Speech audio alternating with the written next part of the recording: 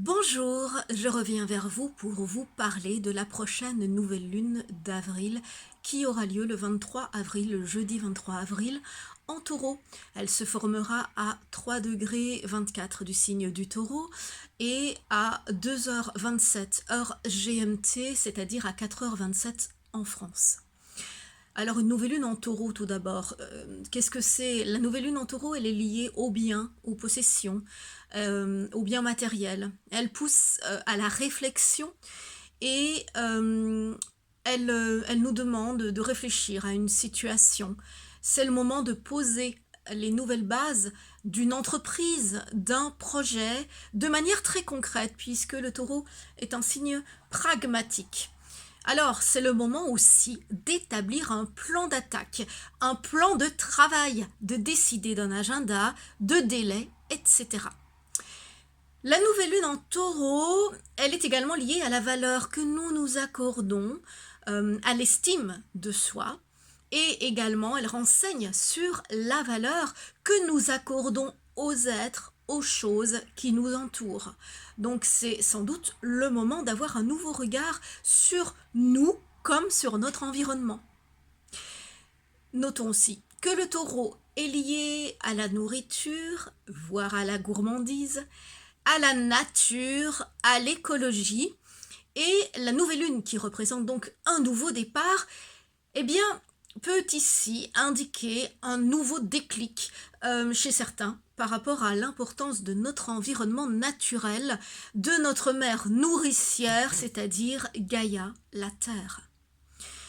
Alors, le 23, la nouvelle lune du 23 avril 2020, plus précisément, elle est conjointe à Uranus en taureau et donc carrée à Saturne en verseau. Donc cela peut entraîner de la raideur, de l'incompréhension, de l'intransigeance, mais je pense que cela peut surtout représenter notre besoin de liberté, notre besoin de nouveau souffle et de progrès par rapport aux difficultés liées à cette épidémie de Covid-19, au confinement et tout ça. Donc on en a assez des entraves, on peut rencontrer des difficultés face à cette atmosphère sclérosante. Donc on sera sans doute amené à beaucoup de prudence, puisque tout cela se passe sous l'influence aussi de Saturne, donc beaucoup de prudence, de discipline. Nous serons surveillés, et bien que nous trouvions cela normal, eh bien on aura au fond de nous l'envie de changer complètement d'atmosphère, le besoin de tourner la page et d'écrire un nouveau chapitre de notre vie comme nous l'entendons, et certainement avec beaucoup moins d'entraves. Alors, que dit ce ciel de nouvelle lune en taureau également? Selon les cas de figure, eh bien, nous serons freinés, que nous soyons freinés ou non dans nos activités actuellement. Pendant le confinement, eh bien, nous serons certainement amenés à faire des plans pour réorganiser notre travail, pour améliorer nos finances, pour poursuivre nos démarches administratives, relancer notre profession petit à petit, ou pour être fin prêt à redémarrer toutes nos activités dès que nous le pourrons. Alors on remarque aussi dans ce ciel de nouvelle lune que d'une part Mars est trigone à Vénus en signe d'air et que Mercure en bélier est mal relié à Jupiter et donc à Pluton en Capricorne. Donc cela indique, ces aspects indiquent que malgré des envies de querelle, de rébellion, des envies fortes de nous émanciper des autorités et des lois, nous accepterons avec une certaine souplesse, donc là c'est Mars et Vénus en signe d'air, qui nous apportent de la souplesse pour accepter les demandes des dirigeants. Et même entre nous, cela jouera, nous allons privilégier la communication pour surtout garder entre nous l'harmonie alentour. Alors, en référence au podcast que j'avais enregistré sur l'évolution de la situation concernant le Covid-19, cette nouvelle lune représente une première étape, une étape de réflexion concernant l'après-virus. Donc, quelles sont nos nouveaux repères, nos nouvelles valeurs. Comment devons-nous agir pour changer notre système économique qui épuise la Terre et pour modifier du coup nos priorités?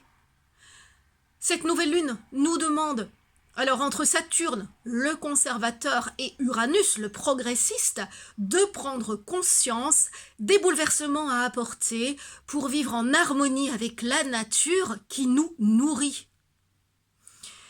Grâce à cette nouvelle lune, nous allons, alors début mai, donc Pluton sera encore rétrograde et Jupiter va s'éloigner, donc on a l'impression que la tension s'apaise. La virulence du virus est peut-être plus faible à certains endroits dans le monde, et surtout, Saturne en Verseau, on voit bien ça sur la carte sur la carte de cette nouvelle lune, que Saturne en Verseau va nous laisser entrevoir les possibilités d'une médication.